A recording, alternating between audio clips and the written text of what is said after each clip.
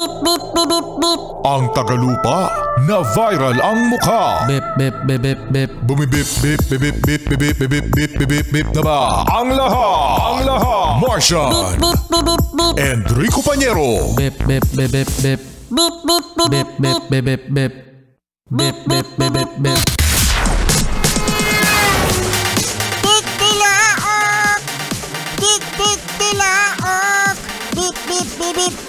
Ito na ang 101.1 Yes FM Balitang.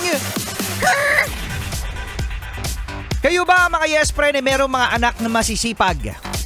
Yung anak nyo ba paggising na paggising mga Yes Friend hahawak na ng walis? Di, walang ganyan. Masyado ka namang kontra. Ano ba ginagawa ng ilang mga bagets na mga bata paggising na paggising? Siyempre, magsi-cellphone. Oh. Kung hindi nagse-cellphone, ano pa? Magtatanong sa nanay. Ano sasabihin? Manong ulam. Manong ulam? Alam nyo mga Yes Friend, merong panukalang batas. Itong si Robin Hood Padilla. Si Senador Robin Padilla. At ito ay ang tinatawag na Anti-Pabebe Bill. Anti-Pabebe Bill? Ang Anti-Pabebe Bill. Kung ang isang bata ay pabebe, siya yung walang ginagawa, tamad. Oo, no? Sa bahay.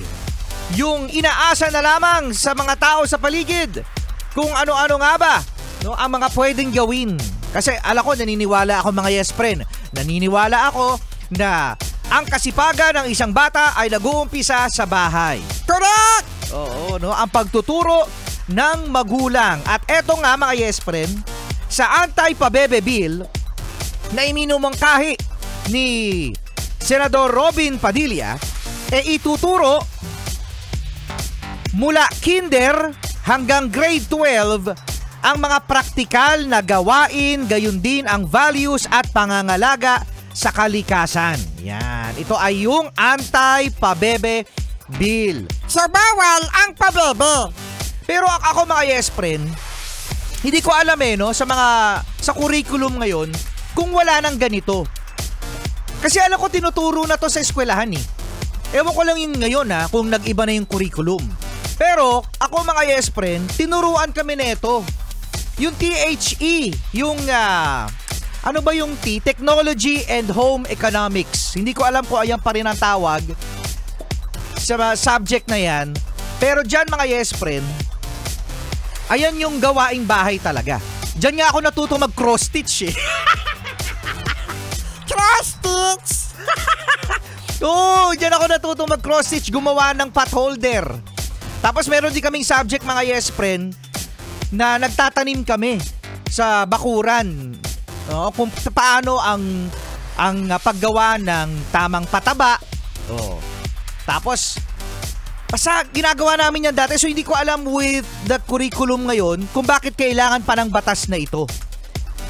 Siguro nga pagkakarpintero,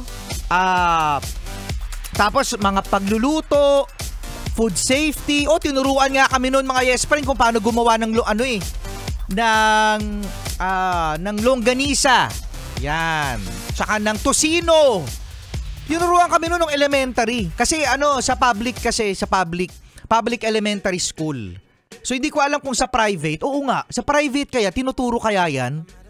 Oo nga napaisip. Kasi iba ang curriculum sa private at saka sa public. So baka sa private, hindi ko alam kung sa private. Sa private siguro, yaya. Yun ba sa private? Yaya, where's my breakfast?